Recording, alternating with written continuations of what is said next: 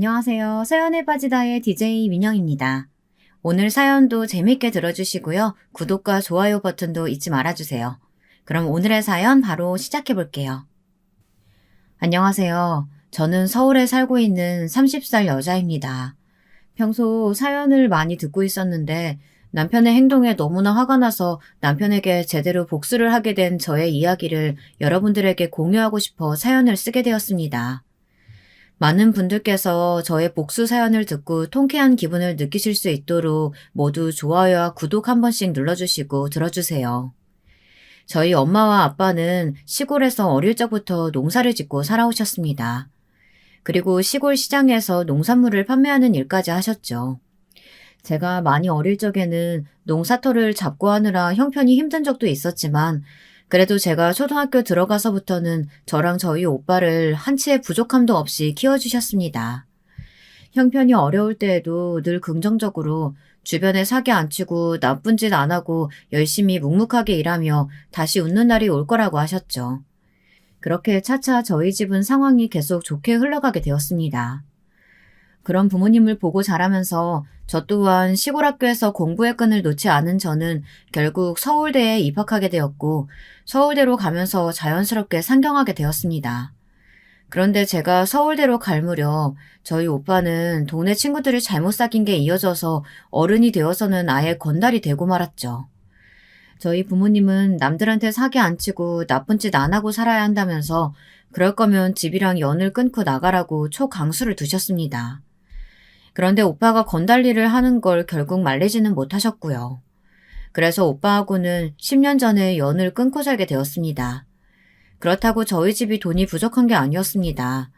흔히 저희 집이 농사를 짓는다고 하면 대부분 놀라는 반응일 정도였으니까요.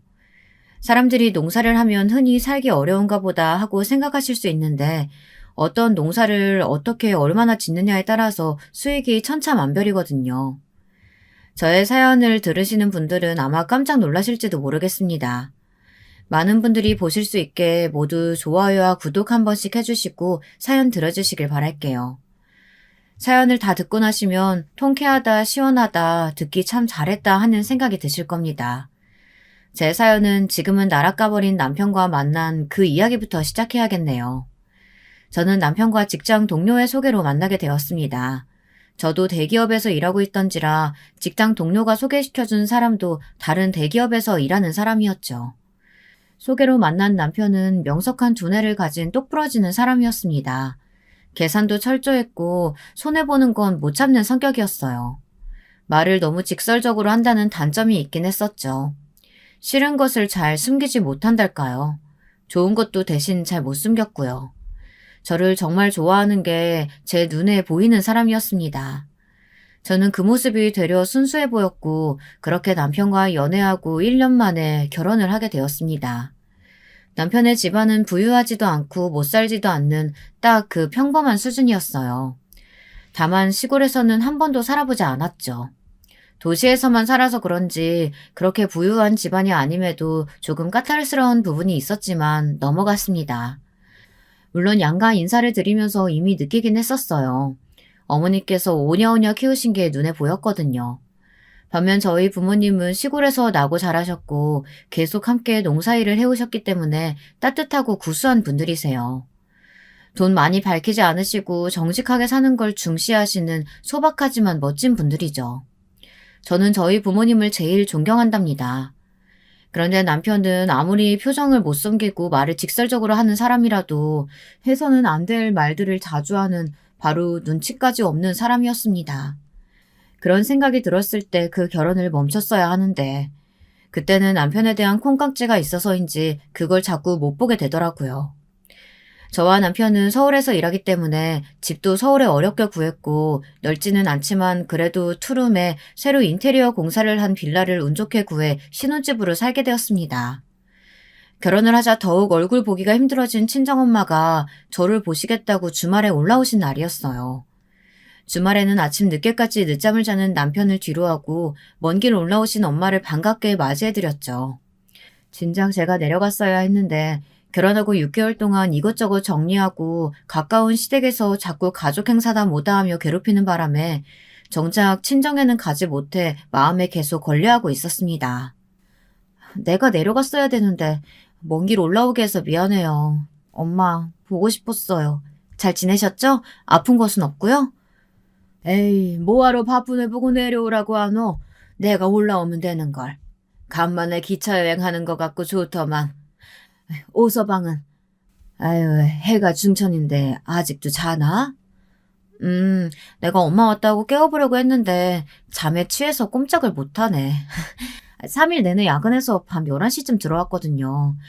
회사가 월 초에 이렇게 결산을 하는 회사라서 그 주 주말에는 이렇게 늦게까지 자요. 오늘도 못 일어나네. 그래도 점심 먹을 때쯤은 항상 일어나더라고요, 귀신같이. 놔둬라. 우리 오서방이 많이 피곤한가 보네. 하긴 3일 동안 밤 11시까지 일했으면 말 다 했지 뭐. 그래. 음식 냄새 맡으면 자다가도 벌떡 일어나는 기라.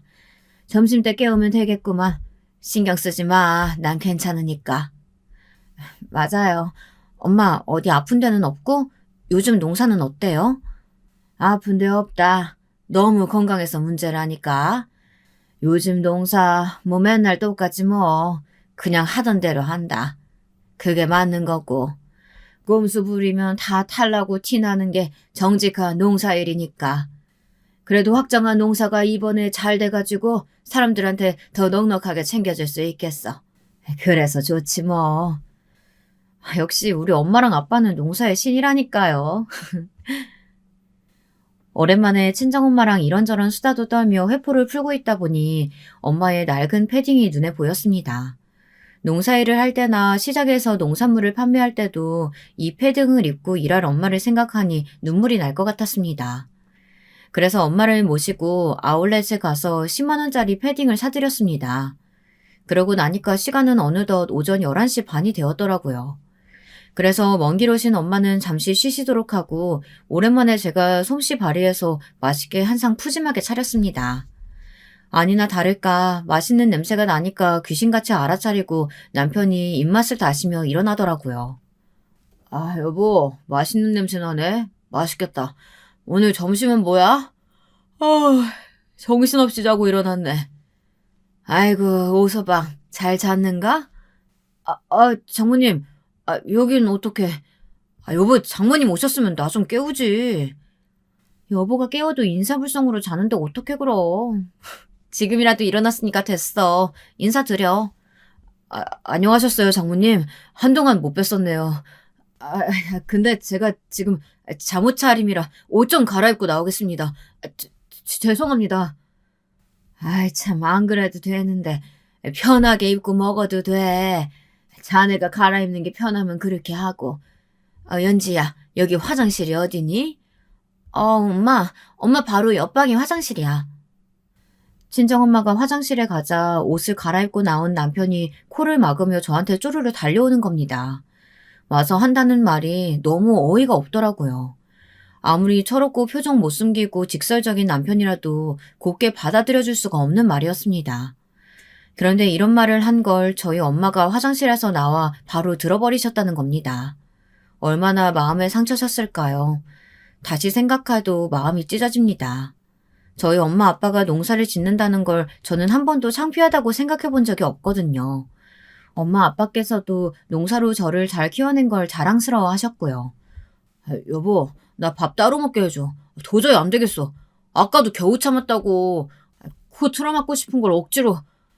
내가 옷 갈아입겠다고 하고 호다닥 들어갔던 건 못 갈아입어야 되는 것도 있지만 어머님한테서 나는 냄새 때문이야. 시골 냄새. 패딩도 벗어놓으신 거 보니까 엄청 낡았던데. 뭐? 어떻게 그런 말을 할 수가 있어, 여보?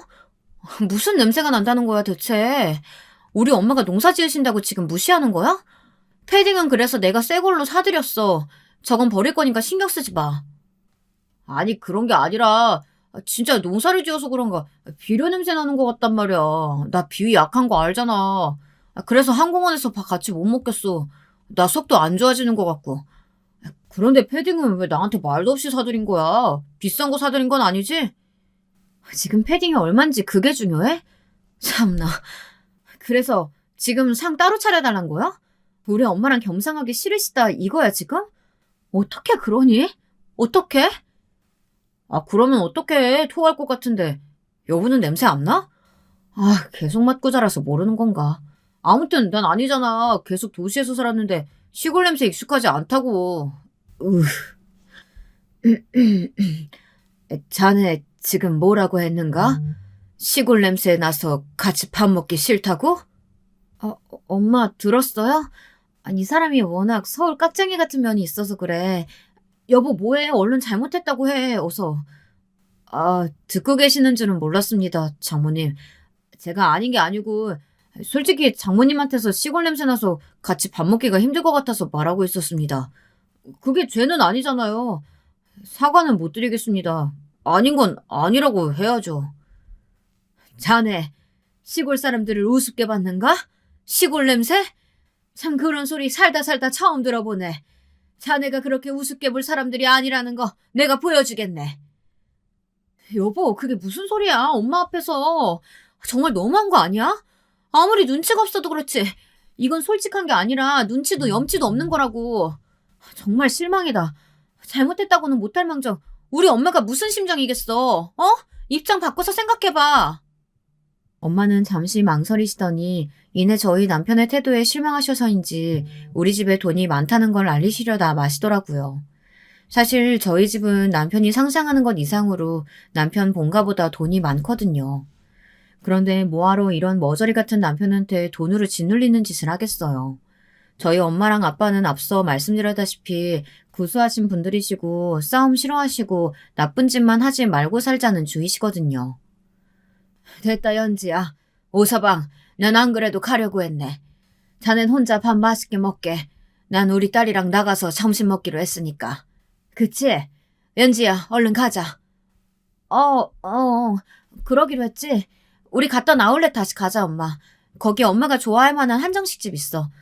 여보는 혼자 밥 잘 먹고 있어. 이따가 와서 다시 얘기하자고. 알겠지? 아, 그런 거였어? 난 또. 장모님, 배려해주셔서 감사합니다.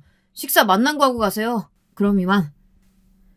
그래서 저도 얼른 눈치채고 바로 엄마랑 밥 먹고 오겠다고 하곤 남편을 두고 엄마하고 같이 밖으로 나왔습니다. 친정엄마는 남편 버릇을 고쳐야겠다고 생각하셨다가 이내 마음을 고쳐먹었다고 하시더라고요. 그리고 가져오신 가방에서 불쑥 통장을 꺼내 저에게 보여주시더라고요. 통장에 찍힌 돈은 남편이 상상도 못하는 돈이었습니다. 꾸준히 입금된 내역들을 보며 입이 떡 벌어질 남편을 생각하니 솔직히 통쾌하긴 했죠. 그렇지만 친정엄마가 굳이 돈으로 자랑하고 싶지 않으시다며 대신 오서방이 저한테도 자꾸 저렇게 까탈스럽게 굴고 무시하면 그때는 돈으로 짓누르고 절대 참지 말라고 하시더라고요. 연지야, 엄마 말 잘 들어라.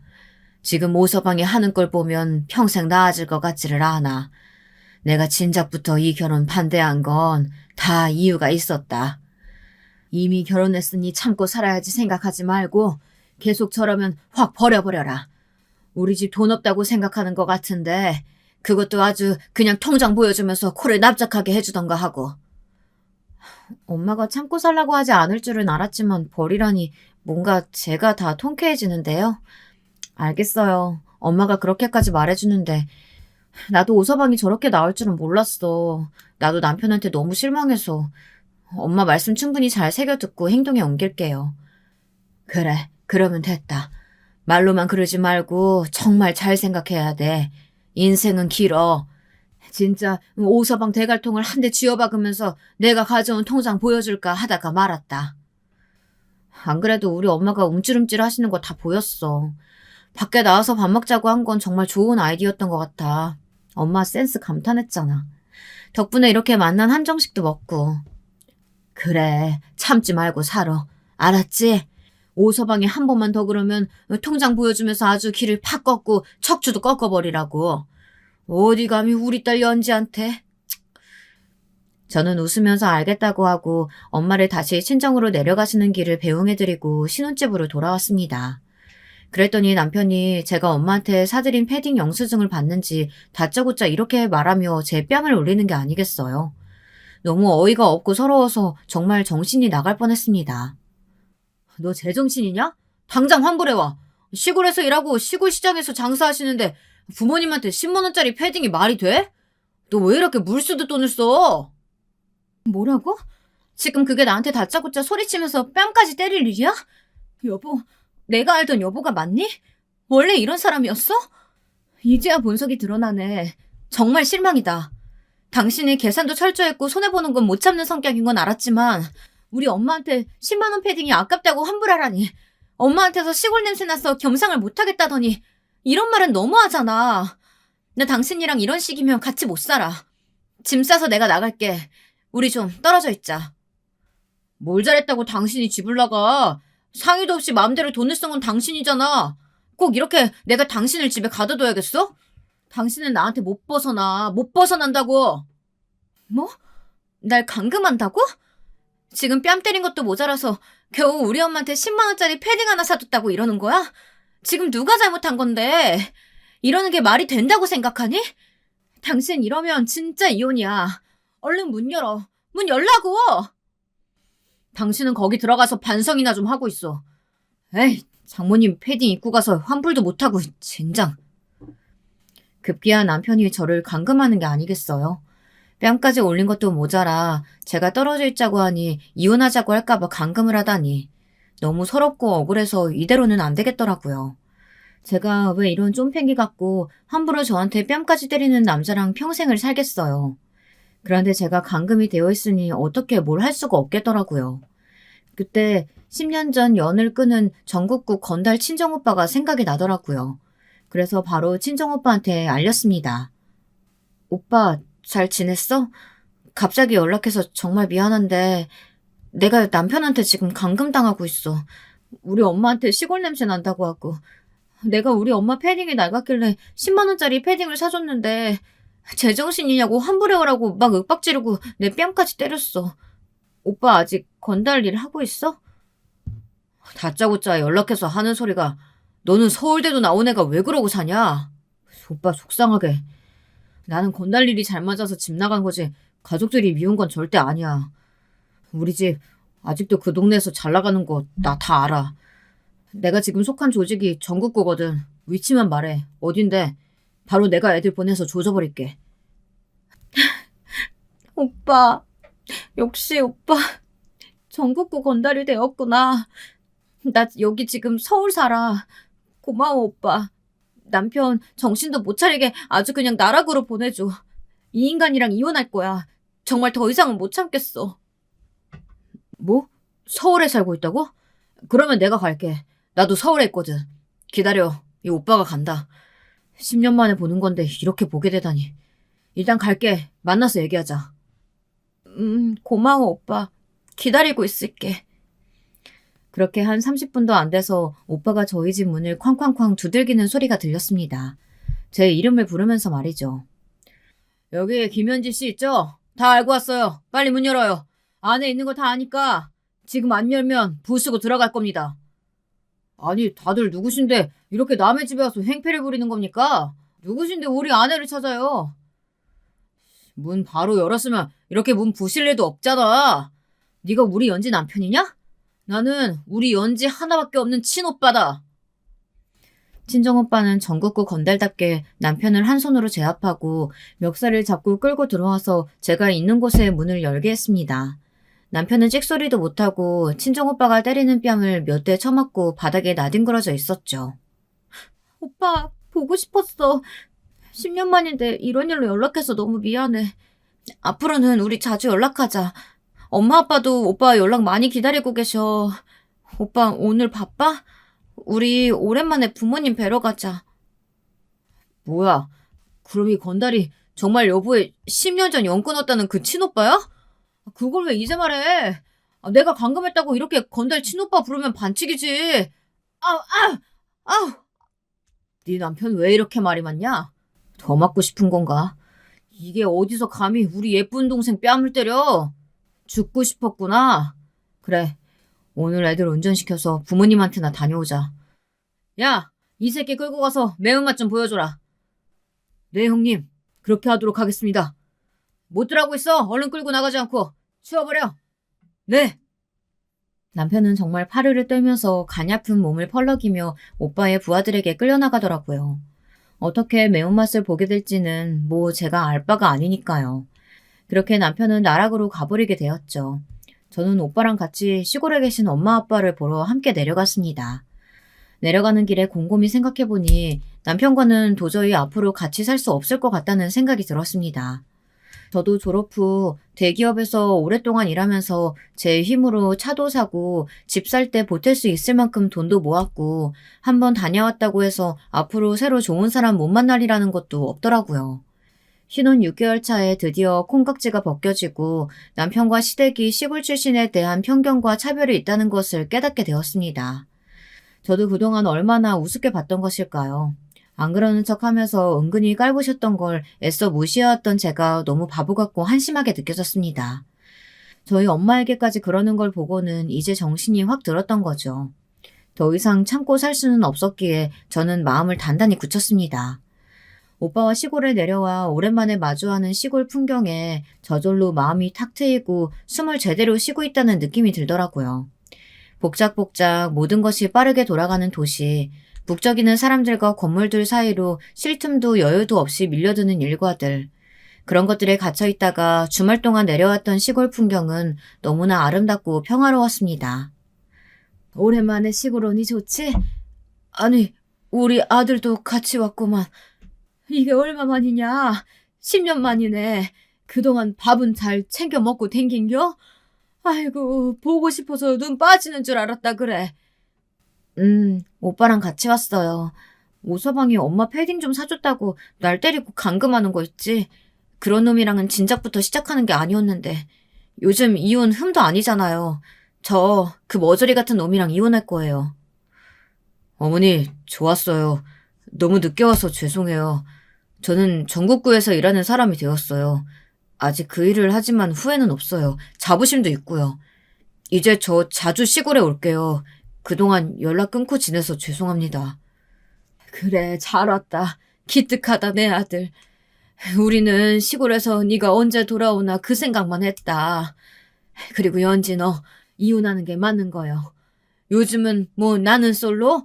그런 프로그램에서도 돌싱들 많이 나오더만. 또 그리고 그 뭐였더라? 그 확 이혼해뿌라. 잘 왔다 아들아. 나도 네 엄마랑 같은 마음이었다. 앞으로 종종 와라. 전국구로 일하면 바쁘겠네. 연지는 이혼 바로 진행하고. 왜 그 돌싱글즈 있잖아. 그거 애 많은 이혼녀도 애 없는 이혼남이랑 잘만 재결합하고 하던데. 요즘 그런 세상이다. 세상이 많이 바뀌었어.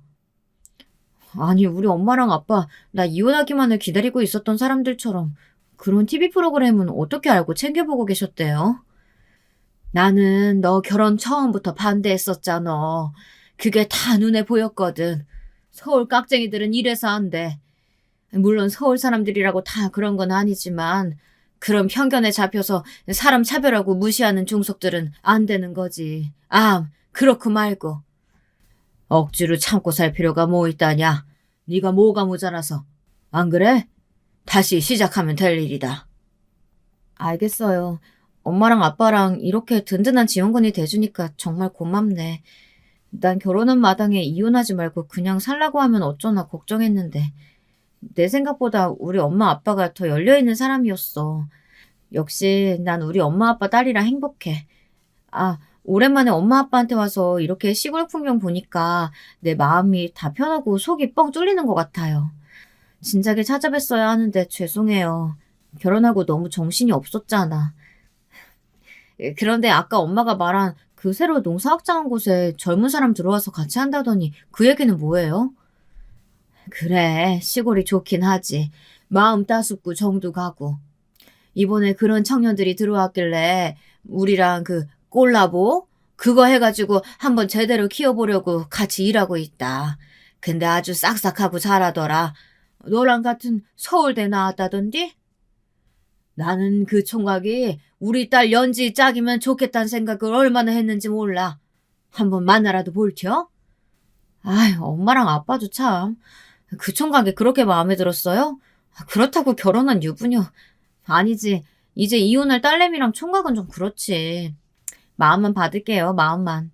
하여간 우리 엄마 아빠 딸바보들이야. 동네 사람들이 자꾸 그러면 욕해요. 아유, 참, 진짜 괜찮은 총각이란 말이여. 일도 잘하고, 싹싹하고, 똑똑하고. 네가 홀랑 오서방이랑 결혼해버리지만 않았으면 이 총각이랑 자연스럽게 만나게 되었을 텐데. 너무 안타까워서 그래. 아이고, 알겠네요, 알겠어. 일단은 저 이혼하는 게 먼저잖아요. 주말 동안 여기서 엄마랑 아빠랑 푹 쉬고, 오랜만에 사람들한테 인사도 드리고, 그리고 올라가서 이혼 서류 접수하고 다시 올게요. 주말마다 이제 올 거예요. 저 할 일도 없는데요, 뭐. 잡생각 안 들게 엄마 아빠 계속 도와드리죠, 뭐. 안 힘들겠냐? 괜찮겠어? 회사 일도 바쁘고 힘들 텐데 주말에는 조금 쉬어야 하지 않겠냐? 우리야 좋다만. 아이, 당신도 참.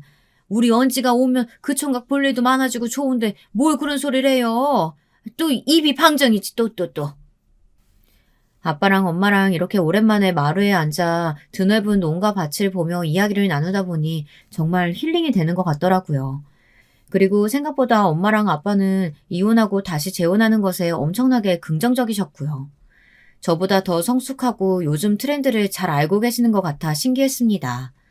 그리고 감사한 마음이 들었죠. 이렇게 제 편이 되어주시니 저는 이제 정말 걸리는 것 없이 남편에게 이혼을 선언하고 서류에 도장 받을 일만 남았습니다. 나락간 남편은 이혼하면서 지랄하겠지만 뭐 아무렴 좋습니다. 어차피 아무것도 안 받아들여줄 거니까요. 서울로 다시 올라가자 제 예상은 정말 하나도 틀리지 않고 적중했습니다. 제 퇴근 시간에 맞춰서 남편이 대기하고 있더라고요. 그리고는 끈질기게 쫓아와서 잘못했다고 이혼하지 말고 같이 살자고 하는 겁니다.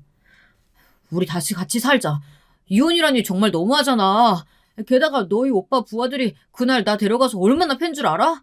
신고하면 다음엔 정말 쥐도새도 모르게 죽인다고 협박까지 했어. 다신 안 그럴게. 정말 미안해. 그래도 우리 이혼하지 말자. 어? 연지야, 앞으로 내가 잘할게. 회사 앞에서 창피하게 뭐 하는 거야. 참, 그래, 당신답다. 그럴 줄 알았어. 돈도 없고 돈만 밝히는 도시 거지 집안인 너랑 너희 집, 이제 지긋지긋해. 사실 우리 집이 너희 집보다 재산도 더 많아. 그러니까 그냥 깔끔하게 이혼하고 끝내자. 시골 냄새 안 나는 집안이랑 재혼을 하던지 그건 네 알아서 하고. 뭐라고? 도시 거지 집안? 우리 집 부자는 아니었어도 우리 엄마가 나 부족함 없이 키우셨어. 좋은 것만 주시고 좋은 곳만 다니게 해주셨다고. 난 도시 거지로 살지 않았어. 알아? 그리고 이혼하면 나 같은 조건 또 만날 수 있을 것 같아? 충분히 가능하지. 우리 집 재산이면 너희 집안 콩가루로 만드는 건 아무 일도 아니거든. 그리고 우리 오빠 전국구 건달인 거 봤지? 그것만으로도 넌 몸 조심해야 돼. 알겠냐? 그런데 아직도 너 정신 못 차렸구나. 고생하시는 우리 엄마 패딩 10만 원짜리 사드렸다고 뺨 때리고 환불해 오라고 하고 감금까지 하는 걸 보고서는 난 당신이랑 이혼하겠다고 마음 굳혔어. 여기 이혼 서류 도장 찍어서 보내. 안 돼. 안 되는데. 이러면 안 돼, 여보. 내가 여보 뺨 때린 거랑 말 심하게 한 거 전부 다 사과할게. 그러니까 제발 우리 추억을 생각해서라도 우리 이제 결혼하고 6개월 같이 살았는데 너무 아깝잖아. 난 여보랑 계속 살고 싶어. 이혼 못해. 뻔뻔하게 이혼하기 싫다는 말이 나와? 당신이 나한테 그리고 우리 엄마한테 했던 말들 잘 생각해봐. 이게 지금 당신이 싹싹 빈다고 해결된 문제인지. 난 처음부터 당신이랑 결혼하지 말았어야 했어. 내 대답은 변하지 않아. 안녕. 저는 남편과 같이 살던 집을 부동산에 내놓고 당분간 저희 회사 바로 앞 호텔에서 지내기로 했습니다. 남편이 또 찾아올까봐 오전 7시에 출근해서 오후 4시에 퇴근하는 일정을 택했죠. 저희 회사는 자율근무제여서 출근 퇴근 시간이 자유로웠거든요. 그래서 남편이 찾아와도 절대 저를 마주칠 수 없도록요. 그런데 다행히 남편은 그날 저희 친정오빠의 부하들한테 엄청 심하게 두들겨 맞았는지 두려워서인지 다시 찾아오지는 않더라고요. 아무튼 저는 그 길로 짐을 싸서 나와 이사업체를 불렀습니다. 일정을 잡고 호텔로 들어가면서요. 남편에게서 계속 전화가 왔지만 받지 않고 카톡으로만 답장을 했어요. 이혼 서류 보내라고 말이죠. 제가 이사를 가버리고 저희 집을 보러 온 사람들이 생기자 남편은 실감이 났는지 잘못했다고 이혼 서류에 도장 찍는 대신 잘 산다는 친정 돈으로 집 대출금은 해결해주면 안 되냐고 하더라고요. 끝까지 이러는 게 정말 남편의 마지막 모습이라니 너무 찌질하고 어이가 없더라고요. 저 정말 이혼 결심하길 잘했죠. 이혼집을 구할 때 남편의 대출 최대치로 받아도 해결이 안 돼서 제가 모아놓은 돈에다 또 저의 대출을 조금 받아서 구했던 건데 이제 와서 자기 대출금을 해결해달라뇨. 어쩌면 이렇게 염치가 없을 수 있을까요? 사람이 맞는 걸까요? 사람은 고쳐 쓰는 거 아니라는데 이혼 결심하길 정말 잘한 것 같습니다. 지옥 같은 일주일이 지나고 어느새 주말이 다가왔습니다. 주말에 시골에 내려가는 기분이 이렇게 설렐 수가 있을까요? 엄마랑 아빠랑 또 힐링하며 좋은 시간을 보낼 생각을 하니 한 주 동안의 피로가 싹 풀리는 느낌이었습니다. 저희 오빠도 일이 바쁘지 않을 때는 종종 내려와서 시골 농사일도 돕고 하기로 했고요. 남편이 감금해서 오빠한테 연락한 게 된 거지만 진작 할 걸 그런 생각도 들고 오빠가 참 든든하고 듬직하더라고요. 이렇게 돼서 다행이라는 생각도 들었죠. 주말에 시골에 있다 보니 우리 농사터에서 못 보던 청년이 보이더라고요. 주차를 하고 잠시 내려서 인사를 건넸습니다. 안녕하세요. 못 보던 분인데 새로 일하기 시작하셨나 봐요. 저 이 집 딸이에요. 반갑습니다. 아, 선배님. 서울대 구사학번 김현지 선배님 맞으시죠? 저 서울대 농대 나왔어요. 선배님 1년 후배요. 아, 전혀 몰랐네요. 반가워요. 제가 그때 학과 대표여서 잘 알고 있었나 봐요. 제가 학과 사람들은 다 기억하지 못해서. 아무튼 알아봐주니 괜히 더 반갑네요. 우리 학과 졸업해서 정말 농지로 오는 사람은 드문데. 멋지네요, 후배님. 아, 연지 선배님께서 그렇게 말씀해 주시니까 쑥스럽네요. 저 농대에 있다가 로봇에 관심이 생겨서 카이스트로 편입했었어요. 카이스트에서 로봇 박사과정 하고 본격적으로 농업 분야 창업하려고 여기서 일하는 경험 쌓고 있었던 거예요. 이렇게 우연히 선배님 뵙게 되다니 정말 너무 좋네요. 꿈 같아요. 저 좀 꼬집어 주실래요? 네? 무슨 꿈 같기까지야. 재밌네요. 어떻게 제가 꼬집어 드리겠어요. 우리 부모님하고 함께 일하고 있다니 우연이고 참 반가워요. 주말인데도 열심히 연구하다니 분명 잘 될 거라고 생각해요. 응원할게요. 감사합니다, 선배님.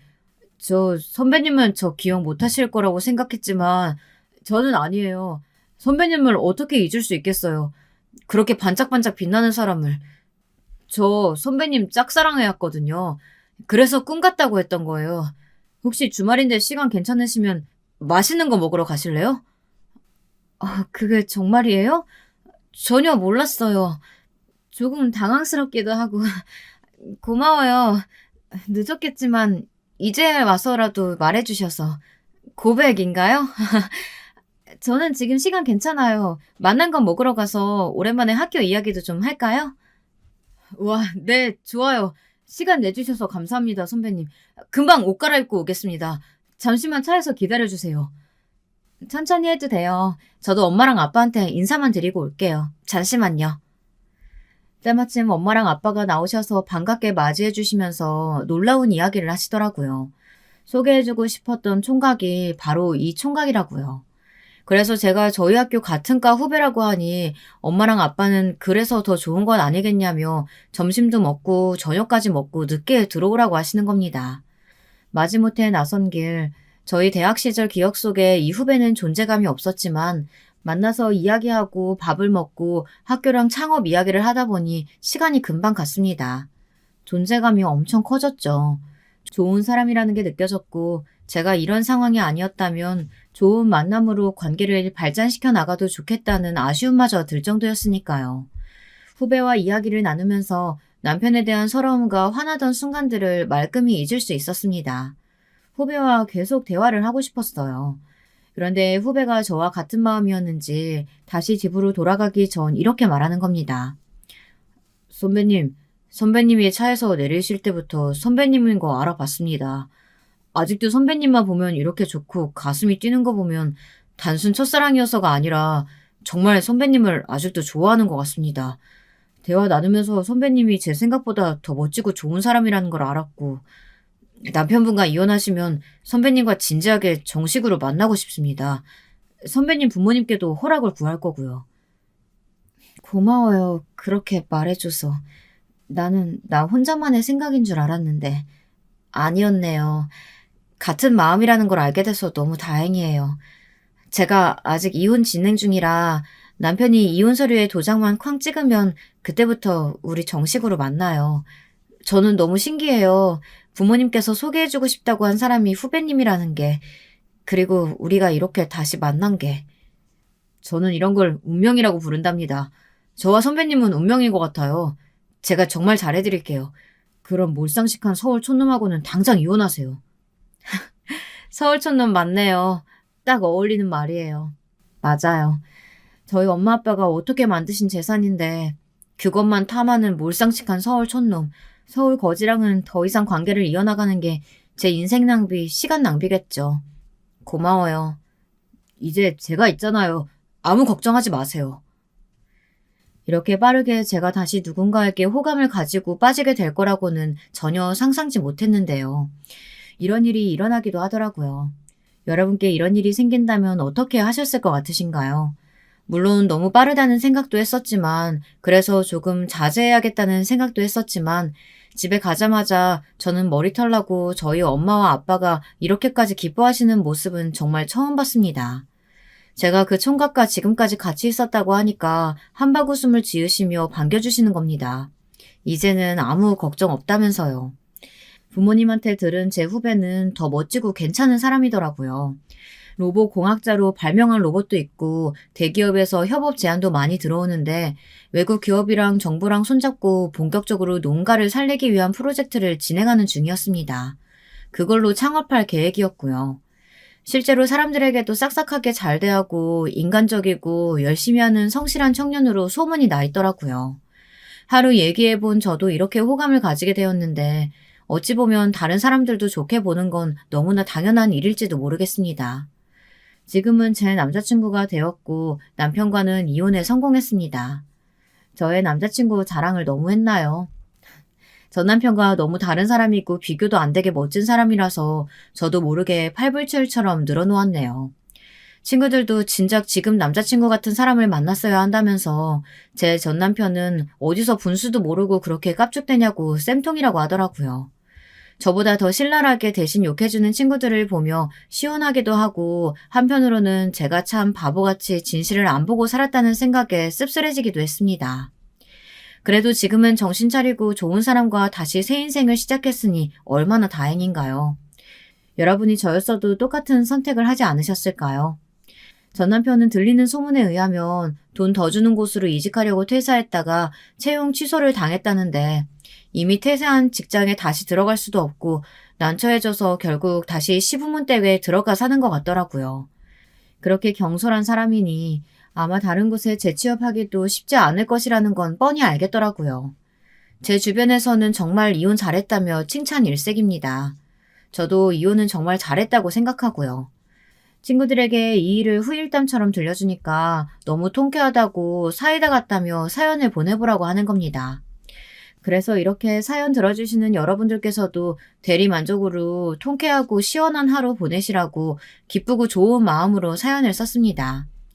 지금은 이혼을 하고 후련한 마음으로 남자친구와 주말마다 만나 데이트를 하고 있습니다.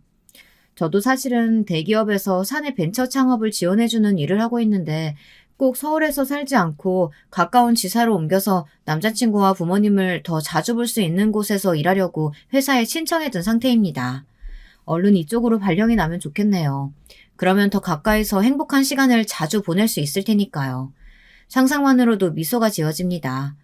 여러분, 이런 게 바로 행복 아닐까요? 그에 비해 전 남편을 생각하면 한숨부터 나오던 지난 날들이 대비되더라고요. 전 남편은 재혼은 할 수 없을 겁니다.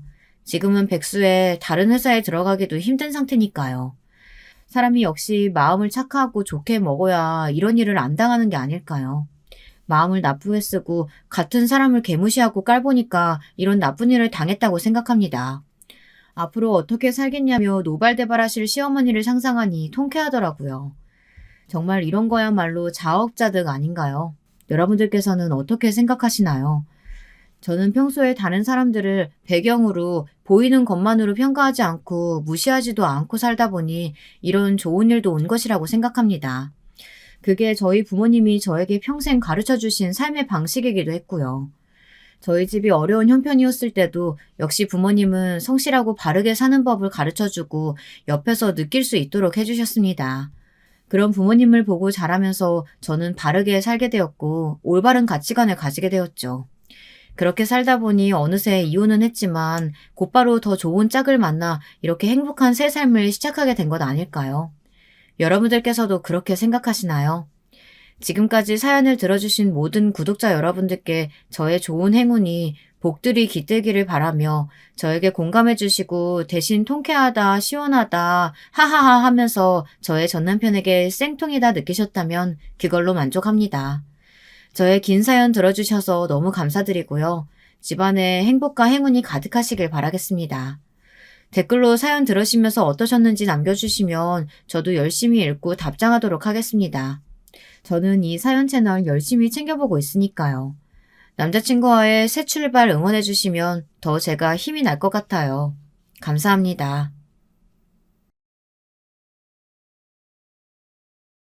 여러분, 두 번째 사연 시작하기 전에 좋아요, 구독 꼭 눌러주실 거죠?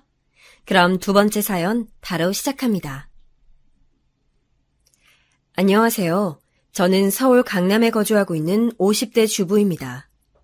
친구들하고 얘기하다가 요즘은 이런 사연이 유행이라고 해서 저도 제보하게 되었습니다.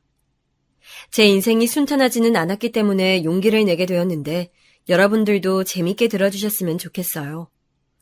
인생을 살아오면서 물론 아직 죽을 때가 된 것은 아니지만 참 고단하다고 느낀 적이 많은데 사연 제보하며 쭉 돌아보니까 웃음이 나오기도 하네요. 저는 사실 갑자기 잘 살다가 고난이 왔던 게 아니고 어린 시절부터 고단했습니다. 저는 아빠에 대한 기억이 잘 나지 않는데 그 기억조차 좋지 않아요.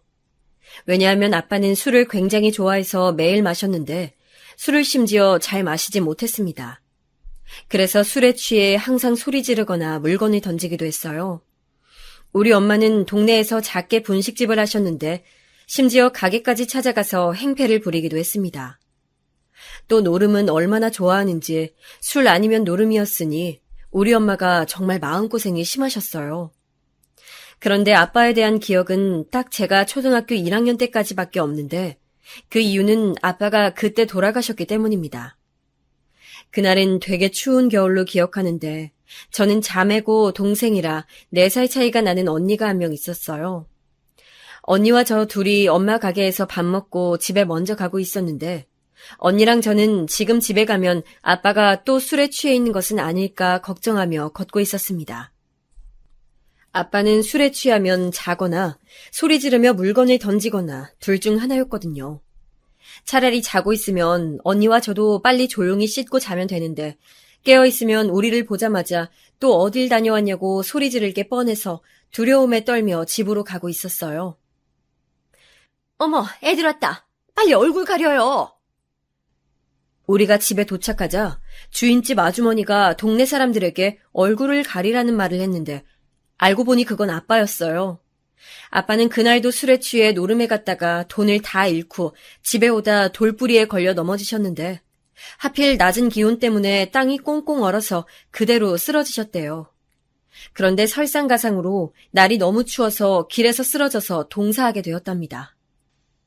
그걸 동네 사람들이 발견하고 급하게 몸을 녹였지만 죽은 목숨은 돌아오지 않았다고 하네요. 우리가 오자 주인집 아주머니는 제 눈을 가리며 사람들에게 우리 엄마 가게에 가서 빨리 알리라고 했던 것이 똑똑히 기억이 나요. 우리는 그렇게 아버지를 잃게 되었습니다. 물론 아빠가 우리 가족에게 헌신적이지도 않았고 매번 엄마가 힘들게 돈을 벌어오면 노름을 하거나 술과 담배를 사는 것으로 탕진하기도 했었지만 갑자기 그렇게 죽을 줄은 몰랐어요. 저는 더군다나 나이가 너무 어려서 죽는다는 게 무슨 의미인지 잘 와닿지 않았습니다. 그렇게 아빠를 보냈는데 아빠가 알고 봤더니 노름판에서 돈을 어마어마하게 빌렸더라고요. 장례식장에 사채업자들이 찾아와서 돈 내놓으라고 난리를 쳤습니다.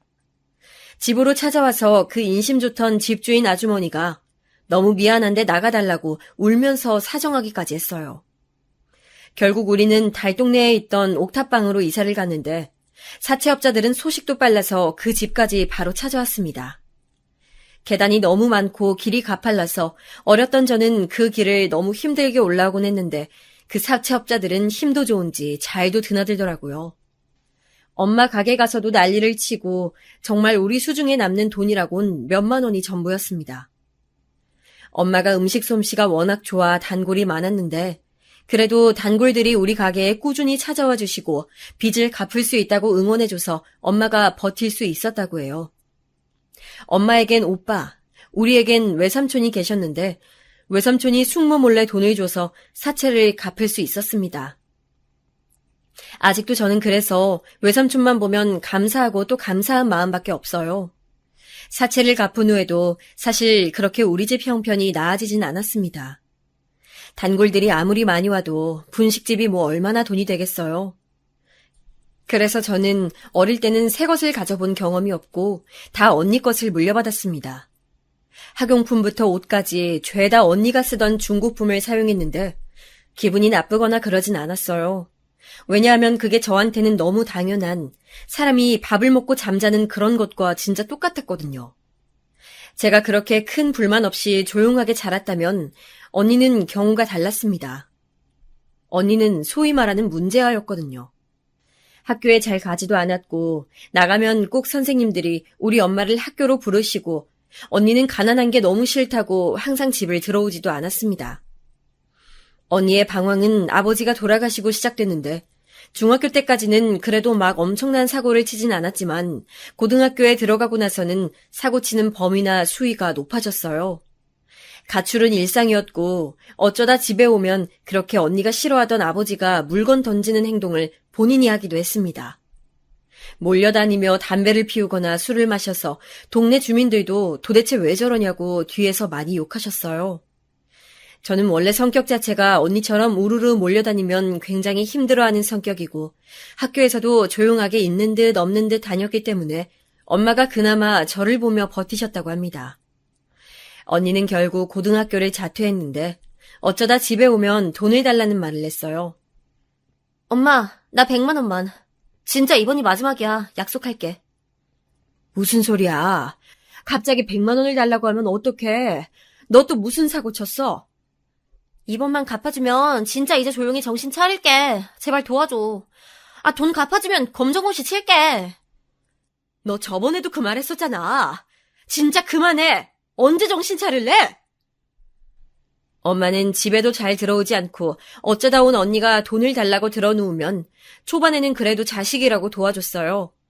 언니가 분명 검정고시를 친다니까 엄마는 결국 빚까지 내며 언니 돈을 몇 차례 갚아줬는데 언니는 검정고시는 무슨 점점 그 액수가 커져서 엄마는 감당하지 못하셨어요.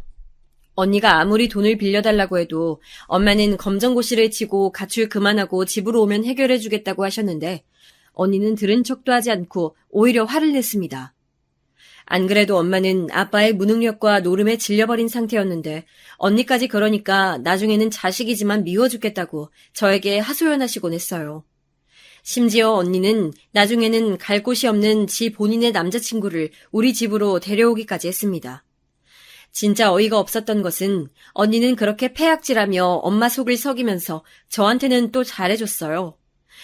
본인 빚이나 갚을 것이지 우리 학교 앞에서 제가 하교할 때까지 기다리다 저를 데리고 가서 피자를 사준다던가 제가 워낙 소심해서 괴롭히는 애들이 있었는데 걔네를 쫓아가서 위협적으로 말해서 다시는 애들이 저를 건들지 않는다던가 이런 것들이요.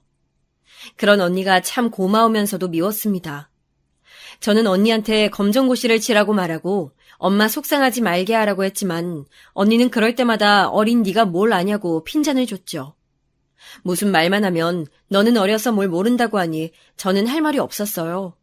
그러던 언니는 어느 날 본인 남자친구와 집을 나갔는데 사실 엄마와 저는 늘 그렇듯 언니가 한 달 뒤쯤 다시 집으로 돌아오겠지 생각했습니다. 그런데 언니는 그렇게 제가 고등학교를 졸업할 때까지 집으로 한 번도 찾아온 적이 없었어요.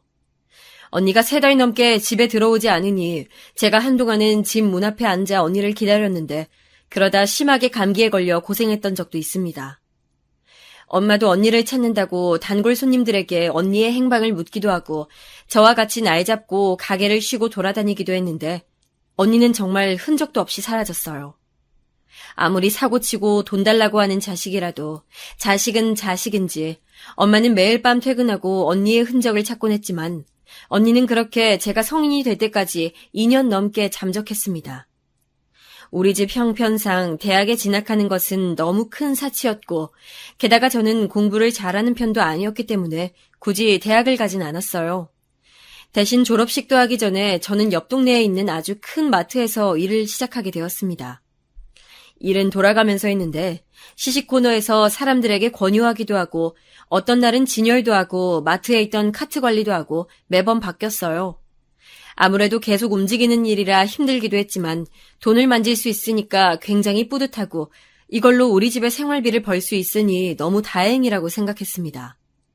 실제로 제가 마트에서 돈을 벌기 시작한 뒤로 엄마는 빚을 더 갚을 수 있었고 생활도 예전에는 먹지 못했던 고기를 먹을 수 있을 정도로 나아져서 그렇게 잠시나마 행복했었던 것 같아요.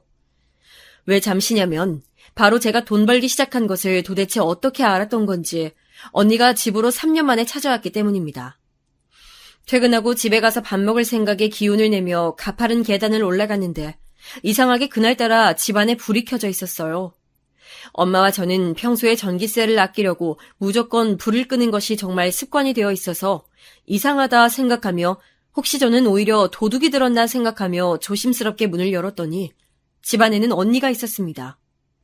그렇게 언니가 보고 싶었고 기다렸는데 막상 본 언니가 저한테 숙정아, 나 돈 300만 원만 빌려줘.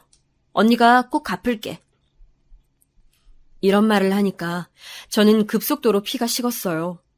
심지어 언니는 게다가 옆에 아이까지 데리고 있었는데 아니라고 믿고 싶었지만 너무 언니와 얼굴이 똑같은 남자아이라 단번에 내 조카로 인지하게 됐습니다. 아이는 3살쯤으로 보였는데 언니가 집을 나가 돌아오지 않았던 그 시기랑 딱 맞아떨어졌어요. 저는 진심으로 언니가 너무 밉고 원망스러우면서 한편으론 반가운 마음이 들었습니다. 그렇게 미워도 가족은 가족인지 엄마도 집에 와서 언니를 보고 엉엉 울며 그렇게 집을 나갔으면 잘 살던가 왜 이렇게 거지처럼 아이만 데리고 왔냐고 하셨어요. 정말 애증이라는 단어로밖에 설명이 되지 않았습니다. 사정을 들어보니 언니는 그때 우리 집에 데리고 왔던 남자친구의 아이를 임신하고 남자친구네 집으로 들어갔는데 남편이 바람이 나서 도망쳐 왔다고 하더라고요. 아이는 3살이고 너무 어리니까 언니가 계속 데리고 있어야 하는데 돈이 없어서 빌렸다고 그 돈만 갚아달라고 언니는 울면서 말했습니다. 저는 사실 언니가 매번 돈을 갚아달라고 하면 한 번도 제대로 정신 차린 적이 없으니까 언니가 그리웠던 것과 별개로 갚아주면 안 된다고 생각했는데 엄마는 이번이 마지막이라고 돈을 또 갚아주셨어요. 그리고 본인의 첫째 딸이 너무 안쓰럽다고 집에서 같이 살자고 했고 저는 돌아온 언니와 조카와 같이 집에 살게 되었습니다. 그렇게 같이 살게 됐는데 저는 그래도 마트에 가서 일이라도 했지만 언니는 심지어 일도 안 했어요.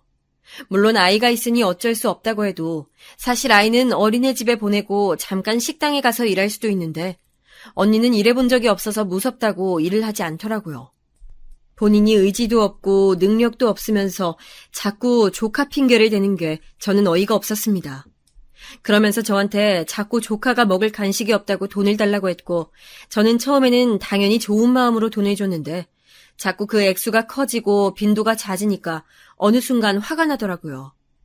지금도 월급을 받으면 그걸 다 엄마에게 주고 저는 딱 용돈만 받으며 살고 있어서 안 그래도 돈이 없는데 도대체 저한테 왜 저러는지 이해가 가지 않았습니다. 더 화가 나는 것은 제가 그래서 화를 내면 언니는 또 본인이 괜히 살아서 이렇다고 콱 죽어버리겠다고 저한테 협박하니까 마음껏 화를 내지도 못하고 결국 돈을 주는 자신이 싫었어요. 엄마가 지금이라도 늦지 않았으니 검정고시를 보거나 일을 시작하라 해도 듣지도 않고 매번 조카 핑계를 댔는데 심지어 그렇다고 조카를 잘 본 것도 아니었어요. 사실 같이 살 때 조카의 양육은 오로지 제가 담당했거든요. 그래도 조카라고 그 어린 것이 무슨 잘못이 있을까 생각이 들어 저는 언니보다 조카를 많이 놀아줬습니다. 그렇게 힘들게 살다가 마트에서 저는 저와 동갑인 어떤 남자애를 알게 됐습니다. 이름은 형준이었는데 제가 집에서 너무 힘들어서 마트에서 오히려 남아서 잔업을 하곤 했거든요. 그런데 그때 형준이가 저를 많이 도와주고 저보다 힘든 거 없냐 물어보고 그래서 마음이 갔습니다. 그러다 자연스럽게 우리는 사귀게 됐는데 어느 날 형준이가 저에게 진지하게 결혼하자고 하더라고요. 사실 이게 지금 들으면 그게 갑작스러운 무슨 소리냐 할 텐데 그때 당시에 제가 21살이었는데 제 나이 때 결혼했던 사람도 꽤 있었고 무엇보다 저는 집을 탈출하고 싶은 마음이 매우 굴뚝 같아서 형준이와 그대로 결혼하게 됐습니다. 제가 결혼한다니까 엄마는 무슨 소리냐고 네가 무슨 결혼이냐고 난리가 나셨는데 저는 그때는 언니와 조카한테 들어가는 돈도 너무 많았고 또 제가 월급을 관리하지 못하는 것에 대한 불만도 있었고 무엇보다 그 달동네를 너무나도 탈출하고 싶었어요.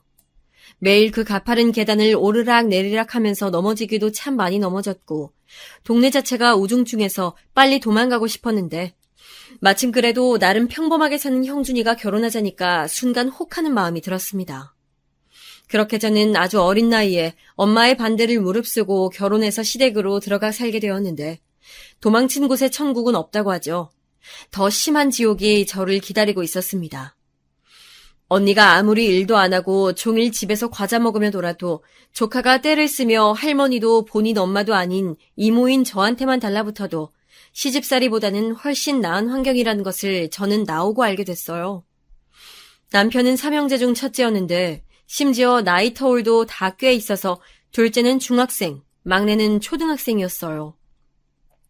제가 시댁에 가니까 시어머니는 너무나도 당연하게 저에게 집안일을 시키셨는데 저는 엄마와 언니랑만 살다 보니까 남자 시동생들을 대하는 게 참 어색하더라고요.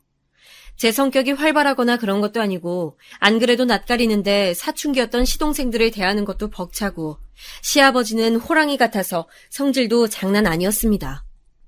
게다가 시어머니는 아들 3명을 키우느라 힘들었는지 저에게 뭐만 하면 짜증을 그렇게 내시며 왜 이것도 못하냐 훈수를 두시곤 했어요. 제가 어린 나이에 돈 없이 시집을 갔으니 당연히 몸만 왔는데 그것도 뭐라 하시고 요리를 하면 맛이 없다 하고 청소해도 깨끗이 않다고 하고 하루하루가 너무 힘들었습니다. 집안일이라는 게 정말 해도 티가 안 나는데 아무리 새벽부터 일어나서 청소해도 알아주지도 않더라고요. 시동생들이 심지어 도시락을 싸서 다녔는데 그걸 싸는 것도 제 몫이었습니다. 반찬 투정이 얼마나 심했는지 지금도 생각하면 자다가도 열불이 나서 이불을 걷어찹니다. 반찬이 왜 맨날 똑같냐고 불만도 많고 심지어 맛이 없어서 다른 친구들 도시락이 너무 부럽다고 시어머니에게 징징대니까 시어머니는 또 저한테 친정엄마가 식당을 하시는데 왜 저는 요리를 못하냐고 하셨어요. 시부모님도 저한테 뭐라 하고 남편도 도움이 안 됐는데 시동생들까지 미우니까 집에 있으면 머리가 아파서 저는 그 시절에 만성 편두통까지 겪었습니다. 종일 걸레로 온 집을 닦고 설거지하고 요리하고 빨래하면 허리가 너무 아픈데 시어머니는 저에게 어린애가 그걸로 아프면 어떡하냐고 오히려 핀잔을 주셨어요. 본인은 이제 늙었으니 아프다고 모든 걸 저에게 하라고 하셨죠. 또 저는 다니던 마트를 시댁에 들어가며 그만두게 되었는데 제가 돈을 못 버니까 남편에게 불만을 얘기하고 싶어도 입이 잘 떨어지지 않았습니다. 제가 버는 돈이 없으니 그게 그렇게 힘들더라고요. 너무 힘들어서 시어머니에 대해 말하면 남편은 오히려 저한테 그래서 뭐 어쩌라는 거냐 말하기도 했고 심지어는 식구들 다 같이 아침에 밥을 먹을 때 대놓고 화를 내기도 했어요. 제가 제일 견디기 힘들었던 것은 바로 저를 친정에 보내주지 않았던 거예요. 옆 동네고 그렇게 먼 거리가 아니라 버스를 타고 30분이면 도착하는 친정에 저는 1년에 딱 2번만 갈 수 있었습니다. 지금 생각하면 그냥 나와서 가면 되는데 그때는 사회 분위기가 시댁 말에 무조건 따라야 하는 그런 분위기였고 저는 집에 가지 못했던 이유가 교통비가 없었기 때문이에요. 제가 수중에 돈을 만들 방법이 없었어요. 남편은 돈을 벌어오면 곧바로 시어머니에게 줬고 시어머니는 저한테 돈을 1원도 주지 않고 시장에 가도 본인만 돈 계산을 했기 때문에 저는 돈이 필요하면 남편에게 말을 해야 했는데 설상가상으로 남편은 제가 돈 달라는 말을 하면 오히려 화를 냈었어요. 그리고 제가 집을 나가면 시어머니는 저를 쫓아와서 어딜 가냐고 소리 지르고 했기 때문에 집에 가고 싶어도 가지 못했습니다. 그리고 또 제일 중요했던 이유는 제가 임신했기 때문이에요. 저도 속으로 안 되겠다 싶어 도망을 계획하기도 했는데 어느 날 몸이 너무 이상해서 시어머니와 함께 병원에 갔더니 제가 임신했다고 하더라고요. 의사는 저에게 축하한다며 막 떠드는데 저는 속으로 안 되는데 생각했습니다. 남편도 시부모님도 심지어 시동생들까지 죄다 마음에 들지 않았기 때문에 저는 도망갈 생각만 하고 있었는데 임신이라니. 저는 아이를 가졌다는 기쁨보다는 걱정이 앞섰습니다. 뱃속 아기한텐 미안하지만 그땐 제가 너무 힘들어서 그럴 수밖에 없었어요. 그래도 아이가 나오면 정신 차리는 사람들이 있다기에 저는 그 말을 믿고 남편과 시댁의 태도가 바뀔 거라 기대했습니다. 그렇게 임신 기간을 지냈는데 시어머니도 진심으로 너무했던 게 제가 임신했는데도 아무렇지 않게 집안일을 똑같이 시키더라고요. 나는 애 3명을 낳았는데 1명이 뭐가 힘드니? 누가 보면 100명은 낳은 줄 알겠다. 저는 이상하게 다른 것들은 괜찮았는데 생선 냄새에 유난히 예민하게 반응하는 입덧을 겪었는데 그걸 시어머니도 알고 있었으면서 자꾸 생선을 굽더라고요. 제가 자꾸 속에서 뭐가 나와 화장실로 뛰어가는 것을 보며 뭘 그리 유난냐고 고등어, 갈치, 굴비 가리지 않고 매일 생선구이를 하는 시어머니가 너무 미웠습니다. 시아버지도 제가 입덧 때문에 밥을 잘 먹지 못하니까 밥맛 떨어진다고 하셨고요. 남편이라도 제 편이면 제가 버틸 수 있었을 텐데 남편은 결혼 전에는 그렇게 결혼해달라고 빌빌 기더니 같이 산 이후로는 돌변했습니다. 제가 그래도 이왕 결혼한 거 버텨야지 생각했는데 정말 도저히 참을 수 없었던 것은 바로 남편의 술주정이었어요. 제가 아버지가 매일 술 마시고 술주정이 심했던 게 너무 큰 트라우마로 남아있어서 저는 성인이 된 이후로도 술을 입에 대지도 않았거든요. 그건 우리 엄마도 마찬가지였는데 저는 술에 취한 남자를 보면 자꾸 아빠 생각이 나서 힘들었습니다. 그런데 남편이 매일 술을 마시고 큰 소리를 내니까 심적으로 버티는 게 힘들었어요. 심지어 시아버지도 반주를 매일 하셨는데 둘이 술 마시며 인생 얘기를 하는데 진짜 이해가 안 되는 것은 저를 꼭 자리에 앉아있길 원했습니다. 저는 술을 마시지 못한다고 해도 안 마셔도 된다고 그냥 자리만 지키라고 하는 거예요. 아마 본인들 말을 들어줄 사람이 필요했던 것 같아요. 심지어 둘이 사이가 좋았으면 모르겠는데 시아버지와 남편은 사이가 그렇게 돈독하지도 않았습니다. 그러니 둘은 매일 술에 취해 가벼운 다툼을 했는데 시어머니는 남자들은 다 그런 거라고 제가 유난이고 예민하다 했죠. 그러다 제가 임신했다고 하니 엄마가 시댁에 반찬을 놓고 가신 적이 있어요. 본인이 짐이 될까봐 들어오시진 않고 문 앞에 정말 두고 가셨는데 제가 입덧해도 엄마 반찬은 아무런 증상이 없어서 아껴 먹고 있었거든요. 다른 음식은 못 먹어도 엄마가 해주신 건 괜찮더라고요. 그런데 시어머니가 우리 엄마가 해서 가져다 준 반찬을 홀랑 다 먹은 거예요. 진짜 말 그대로 하나도 남겨두지 않고 반찬통만 남겨뒀더라고요. 특히 제가 제일 좋아하는 엄마 반찬인 간장새우를 시동생들에게 줘서 다 먹어버렸는데 그걸 보니까 갑자기 속에서 울컥하고 속상하고 서럽더라고요. 엄마가 저 먹으라고 열심히 만들어주신 것을 시댁 식구들이 다 먹다니 그때는 속에서 뭐가 올라오는 기분이었어요. 그래서 반찬통을 부여잡고 부엌에서 눈물을 흘리는데 시어머니가 그걸 보더니 유난히 진짜 너무 심하다고 막 뭐라 하길래 저도 임신해서 안 그래도 몸도 무겁고 힘든데 저러니까 바로 밖으로 나왔습니다. 시어머니가 쫓아오는 소리를 들었지만 무거운 배를 이끌고 무작정 택시를 타고 엄마 가게로 왔어요. 택시기사님이 제가 우니까 무슨 일이냐고 물으셔서 사정을 말하니까 미친 집안이라고 대신 욕해주고 돈도 받지 않으셔서 얼마나 감사했는지 모르겠습니다. 엄마를 보러 가게로 들어가니까 마침 단골 미용실 아줌마도 계시고 철물점 사장님도 계셔서 저도 모르게 막 더 우니까 다 제 시댁이 이상하다고 욕해주셨어요. 엄마는 속상하신지 저에게 따로 돈을 주시며 이걸로 버티라고 하시며 밥을 차려주셨는데 우느라 잘 먹지도 못했습니다. 지금 생각하면 엄마가 얼마나 속상하셨을까요? 저도 그때는 너무 어리고 겨우 22살이라 제가 그렇게 울면 엄마가 속상할 거라고 생각을 못했던 것 같아요. 아무튼 그렇게 집에 갔더니 남편이 술에 취해 있었습니다. 저한테 어딜 다녀오냐고 시댁을 지금 무시하냐고 술에 취한 발음으로 말하는데 속으로 아기를 낳고 바로 주고 떠나야겠다는 생각이 들었어요. 그렇게 저는 지옥 같던 임신 기간이 끝나고 드디어 출산하게 되었는데 낳자마자 도망가야지 생각했던 과거의 저와 달리 막상 낳으니까 아기가 너무 좋더라고요. 이런 게 바로 모성애인가요? 그런데 제가 낳은 아기의 성별은 딸이었는데 시부모님이 제가 딸을 낳으니까 대놓고 싫어하셨습니다. 그런데 임신했을 때 유난 떨던 거 보니까 딱 봐도 여자애더라. 아이고. 남편은 딸이라고 싫어하진 않았고 오히려 아기가 생기니까 저에게 조금 잘해줬는데 사람 자체는 바뀌지 않더라고요. 어른들이 사람 바꿔 쓰는 거 아니라고 했던 게 무슨 말인지 알 것 같았습니다. 그래도 자기 자식이 세상에 나왔다고 남편은 아이한텐 또 잘하더라고요. 시어머니가 아기가 딸이라고 신생아한테 그만 울라고 해도 남편은 왜 자기 애한테 그러냐고 시어머니랑 싸우는데 속으로 그냥 둘 다 대단하다는 생각밖에 하지 않았습니다. 그래도 육아는 완전히 제 전담이었는데 남편은 제가 너무 피곤해서 잠이 자고 싶어도 아기 우는 소리가 들리면 무조건 저를 깨워서 빨리 달래라고 했습니다.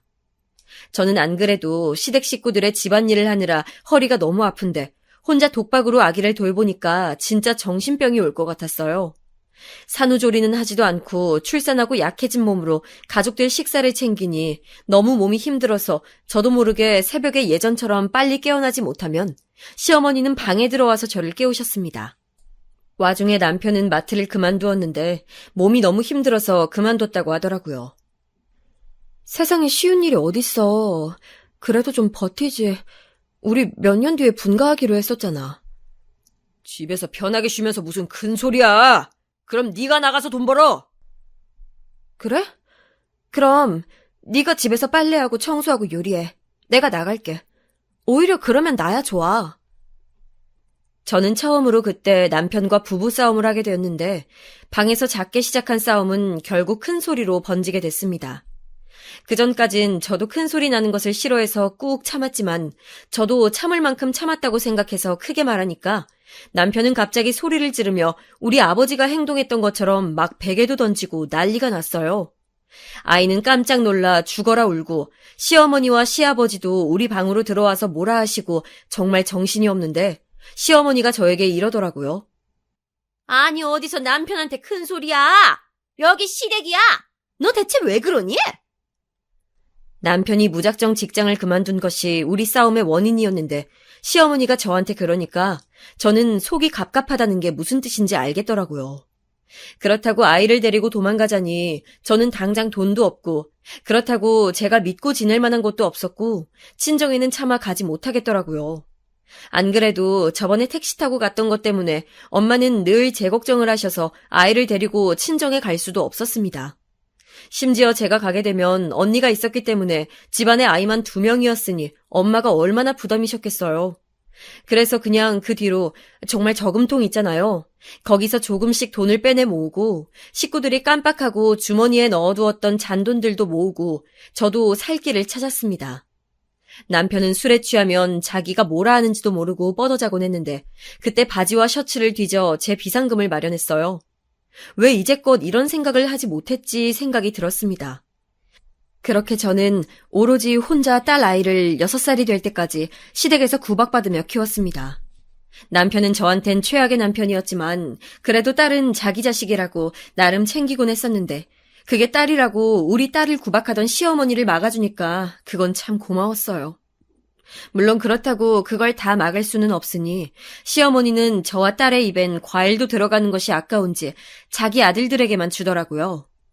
처음에 신혼 때는 뭘 유치하게 먹는 것으로 저럴까 서러웠는데 시간이 지나니까 저도 적응됐는지 아무렇지도 않았습니다. 오히려 제가 이혼할 다짐을 다지는데 도움이 됐어요. 그렇게 6년을 참다가 어느 사건이 발생했는데 바로 남편 때문이었습니다. 남편이 시어머니가 저를 시집살이해도 저에게 잘해주었거나 혹은 제 편에 조금이라도 들면 저는 꾹 참았을 텐데 남편은 저를 잡은 물고기라고 여겼는지 시간이 지날수록 저에게 소홀해졌어요. 남편은 마트를 그만두고 일용직을 한 달에 며칠 정도만 나가면서 벌이를 했는데 신기했던 것은 시부모님은 그렇게 저한테는 뭐라 하면서 본인 아들이 저러고 한량처럼 돌아다녀도 뭐라 하지 않더라고요. 심지어 그런 남편이 너무 안쓰럽다고 해서 저는 잘못 들은 줄 알았습니다. 아무튼 남편은 그렇게 일용직을 전전하다 시장에 채소를 배달하는 냉동차를 몰게 됐습니다. 저는 남편이 집에 있는 게 더 싫어서 나가서 일한다고 하니까 너무 신났어요. 그런데 남편은 진짜 극단적이어서 그전까진 집에서 나가질 않아서 저를 힘들게 하더니 이젠 너무 집에 들어오지 않아서 저를 힘들게 했습니다. 일하러 간다기에 알겠다고 했더니 무슨 3일을 들어오지 않았어요. 시어머니는 제가 얼마나 구박하면 남편이 집에 안 오냐고 저를 탓하고 저는 남편에게 언제 올 거냐고 하고, 남편은 그러면 저에게 의부증이냐고 하고, 정말 엉망진창인 집안이었죠. 그러다 저는 시장에 가서 시어머니와 장을 보고 있었는데, 제 옆에 있던 딸이 자꾸 어딜 보고 아빠, 아빠 하는 거예요. 그래서 저는 딸이 가리키는 방향을 봤더니 웃기지도 않았습니다. 거기엔 남편과 아주 딱 봐도 어려 보이는 여자가 둘이 연인처럼 손잡고 걸어가고 있었어요. 마침 저는 시어머니와 같이 있었기 때문에 남편 앞으로 시어머니를 데리고 갔습니다. 어리둥절해 있는 시어머니를 데리고 남편과 상간녀에게 갔더니 남편은 심지어 당황하지도 않았어요.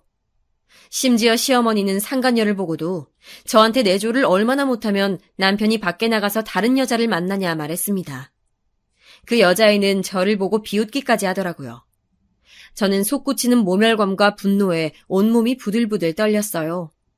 그동안 정말 참고 참았다고 생각했지만 이렇게 바람을 피우고도 당당한 남편과 자기 아들이 최고인 줄 알고 모든 것을 제 탓으로 돌리는 시어머니가 너무 역겨웠습니다. 참고 참아도 정도가 있지 이건 아닌 것 같다는 생각이 들어 남편에게 소리쳤습니다. 야! 이혼해! 나 너랑 이렇게는 더 못 살겠어! 해! 하자고! 네가 그러면 내가 못할 것 같았어? 저는 이혼하자는 말이 몇 년 만에 나온 건데 남편은 기다렸다는 듯이 하자고 하니까 그게 너무 속상해서 저는 길바닥에서 울고 말았어요. 딸아이는 남편에게 왜 엄마를 울리냐고 하고 시어머니는 그런 우리 딸에게 네 엄마가 문제라고 하고 진짜 너무 속상했습니다. 그리고 다음 날 시아버지가 우리를 부르셔서 부부는 서로 참고 사는 거라고 하며 저보고 너무 경솔하게 이혼 얘기를 꺼냈다고 혼내시더라고요. 저는 정말 홧김에 뱉은 것도 아니고 몇 년 동안 참은 거라 이혼을 하겠다고 고집했고 남편은 제가 다음 날이면 이혼 얘기 꺼낸 것을 사과할 줄 알았는지 거들먹거리다가 제가 진짜 이혼한다니까 오히려 화를 내며 본인이 왜 저랑 살아야 하냐고 소리를 질렀습니다. 이 집안은 왜 이렇게 머리 아프게 소리 지르는 것을 좋아하던지 귀청이 떨어져 나갈 것만 같았어요. 그리고 실제로 이혼 서류를 작성하게 됐는데 의외로 시어머니가 저보고 은혜도 모른다고 이혼하면 안 된다고 잡더라고요. 아마 제가 나가면 집안일을 모두 본인이 하게 되니까 그런 것 같습니다. 저는 아이를 낳기 전에는 무조건 아이를 놓고 도망칠 생각을 했었는데 막상 낳고 6년을 키우다 보니 아이를 놓고 오는 것은 절대 안 될 것 같았어요. 그래서 아이를 데리고 친정으로 오게 됐습니다. 엄마와 언니에게 이혼했다고 하니 언니는 저보고 잘했다고 요즘 썩은 남편들이 너무 많다고 응원해줬고 엄마는 잘했다고 하셨으나 속상해 하셨습니다. 아무래도 딸이 둘 다 이혼하고 애까지 데려왔으니 얼마나 힘드셨겠어요. 엄마한텐 너무 죄송스러웠지만 저도 제 인생이 있으니 정말 정신 똑바로 차리고 잘 살아야겠다 다짐했습니다. 그렇게 저는 엄마 가게에 나와서 도와주기도 하고 동네에 있는 큰 서점에서 일도 하고 그렇게 버텼어요. 그렇게 몇 년이 지나 우리 딸은 조카가 다니던 초등학교에 입학하게 되었습니다. 제가 걱정했던 것과 전혀 다르게 조카는 우리 딸을 친동생처럼 돌봐줬는데 속으로 예전에 제가 혼자 조카를 돌봤던 것도 생각이 나며 이런 게 바로 가족이구나 생각이 들었어요. 그리고 남편은 아이가 초등학교에 입학할 때까지는 조용하더니 딸아이가 초등학교에 입학하자 우리 앞에 종종 나타났습니다. 이혼하면 다야? 다냐고! 네가 날 무시해? 남편은 심지어 가게까지 찾아와서 난동을 부렸어요. 초등학교 앞으로 자꾸 찾아와서 제가 서 있으니까 저한테 이혼하면 다냐고 막 패악질을 부리고 가게에 와서도 다시 합치자고 난리를 치더라고요. 그런데 이혼하면 끝 아닌가요? 제가 이혼했으니까 다야, 제발 오지 마 해도 이미 술에 취해 제정신 아닌 사람이라 제 말은 듣지도 않더라고요. 그럴 거면 처음에 이혼하자고 했을 때 당장 하자고 난리치지 말지 이제 저러면 무슨 소용이에요. 진짜 왜 그래? 제발 그만 와. 우리 끝이야. 네 말대로 이혼했으니까 다야. 오지 말라고. 내가 미안해. 다시 같이 살자. 내가 잘할게. 남편은 제가 화내면 또 갑자기 울면서 다시 같이 살자고 했는데 이 사람의 인격이 몇 갠지 궁금해지더라고요. 저는 결국 경찰까지 부르고 단골 손님 아저씨들의 도움도 받으며 남편을 물리쳤는데 그 뒤로도 종종 왔습니다. 결국 저는 남편을 피해 동네에서 일할 수가 없어서 서울에서 일을 구하게 되었습니다. 서울에 있는 호텔 연회장에 일을 구했는데 큰 회사들이 회의하거나 행사를 할 때 제가 가서 음식들을 나르고 정리하는 일이었어요. 몸은 힘들지만 그래도 확실히 서울이라 그런가 돈도 많이 주고 사람들도 동네 사람들, 아는 사람들이 아니라 심적으로 편했습니다. 그러던 어느 날, 그날은 정말 더운 여름이었어요.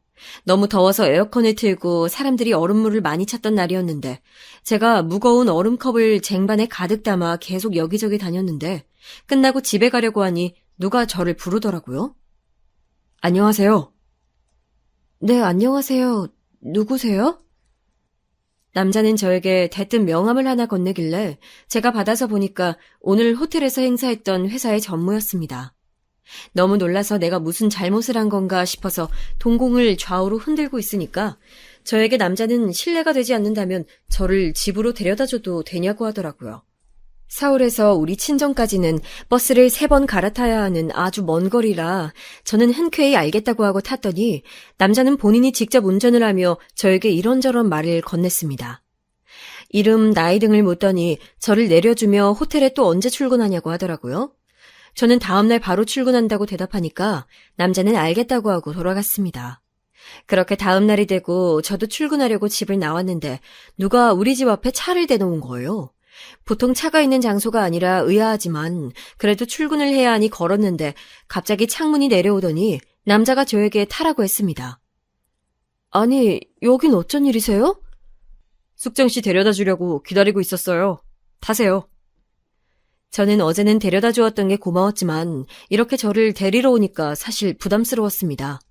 제가 머뭇거리니까 남자는 웃으며 부담스러운 것 알지만 타는 게 좋지 않겠냐고 했고 그 말은 사실이라 저는 타고 호텔로 같이 가게 되었습니다. 남자의 이름은 태준이었고 태준 씨는 그 뒤로도 저를 데려다주고 데리러 오고 맛있는 것도 사줬어요. 누가 봐도 이건 태준 씨가 저에게 관심 있어 하는 게 느껴졌고 저도 사실 싫지만은 않았습니다. 하지만 태준 씨와 진지하게 연애를 하기에는 저는 이혼녀고 아이도 있으니까 쉽지 않았어요. 태준 씨, 사실 저 이혼했어요. 아이도 있어요. 딸이고 초등학교에 다니고 있어요. 그게 중요한가요? 네? 저는 숙정 씨와 결혼하고 싶은 거지 초혼이라 좋았던 게 아닙니다. 제 예상과 달리 태준 씨는 적극적으로 저에게 구애했고 결국 저희는 결혼까지 이어졌습니다. 사실 결혼 준비하며 이게 맞나 싶었어요. 하지만 어렸을 때부터 가난했던 저는 강남에서 부유하게 사는 태준 씨를 거절하고 싶지 않았습니다.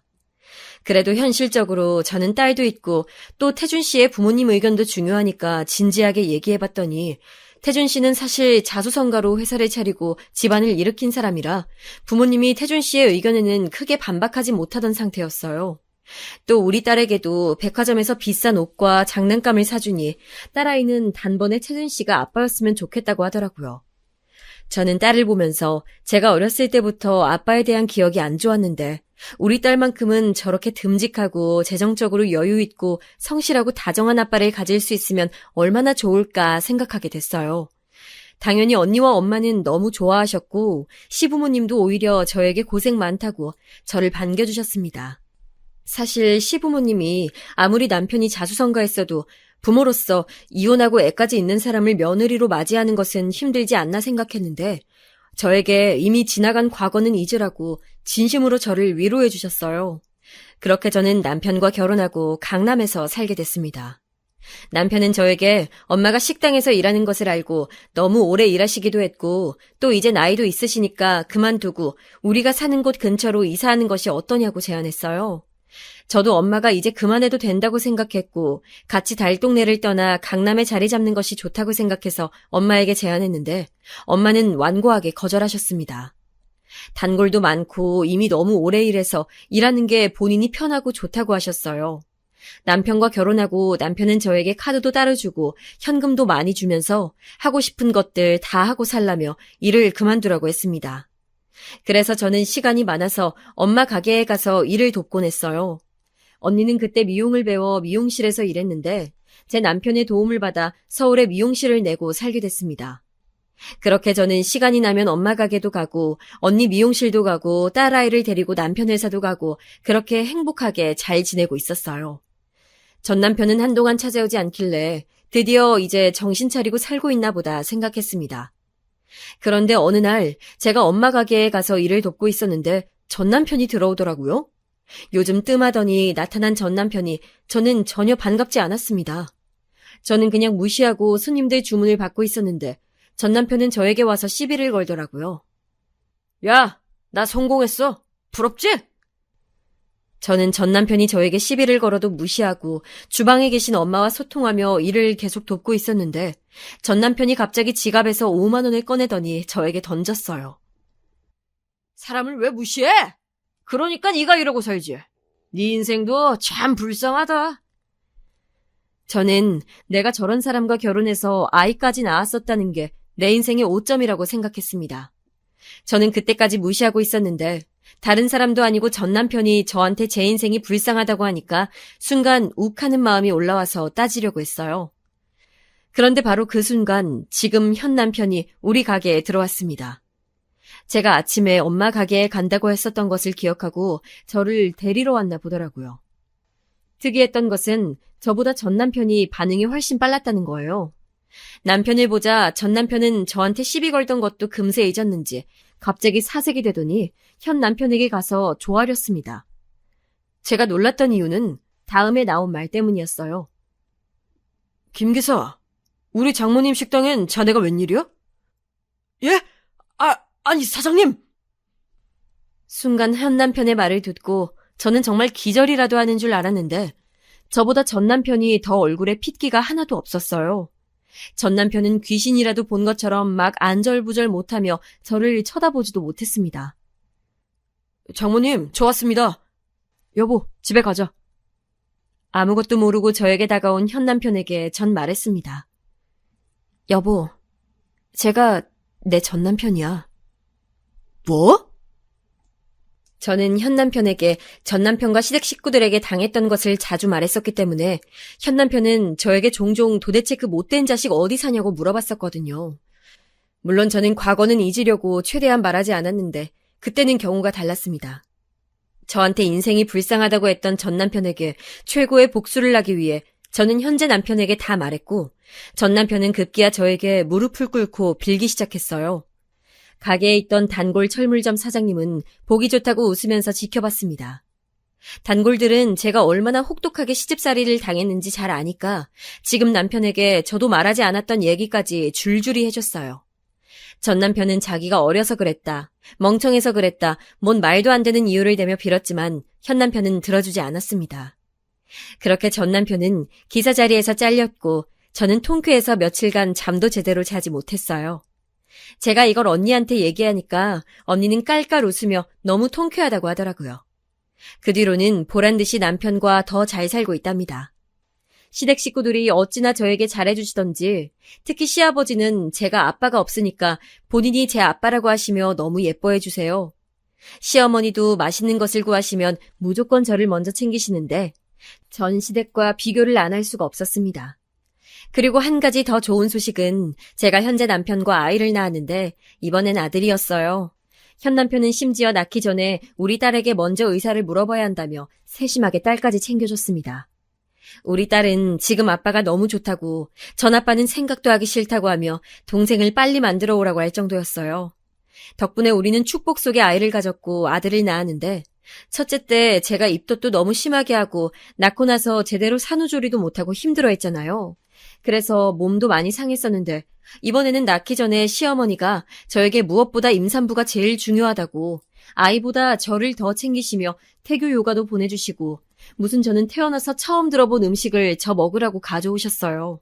그리고 아이를 낳으니까 시아버지는 저를 최고급 산후조리원에 보내주셨습니다. 그리고 우리 친정엄마에게도 저를 낳아주셔서 감사하다고 선물을 그렇게 해주셔서 저는 지옥 갔던 시기가 끝나니까 이런 천국이 찾아오네 생각이 들며 너무 행복하게 잘 지내고 있답니다. 첫째도 둘째를 얼마나 예뻐하는지 저보다 더 아이를 챙기는 모습을 보며 뿌듯하고 남편도 저에게 지극정성으로 잘하니까 예전 시댁에서 고통받던 것만 생각하면 그때가 마치 전생처럼 느껴집니다.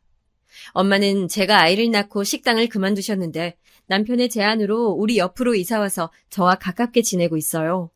우리 시어머니가 진짜 좋으신 분인데 그래서 두 분이 되게 잘 지내고 계십니다.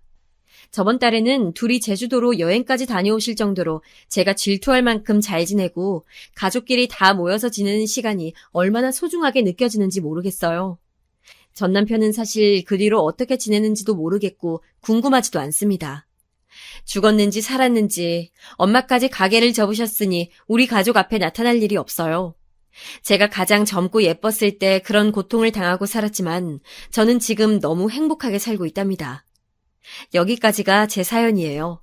들어주셔서 정말 감사합니다. 혹시 지금 힘드신 분들도 계실 텐데 제 사연 들으시며 나중에 분명 괜찮아질 날이 오니까 그걸 기다리시며 견디셨으면 좋겠어요. 감사합니다.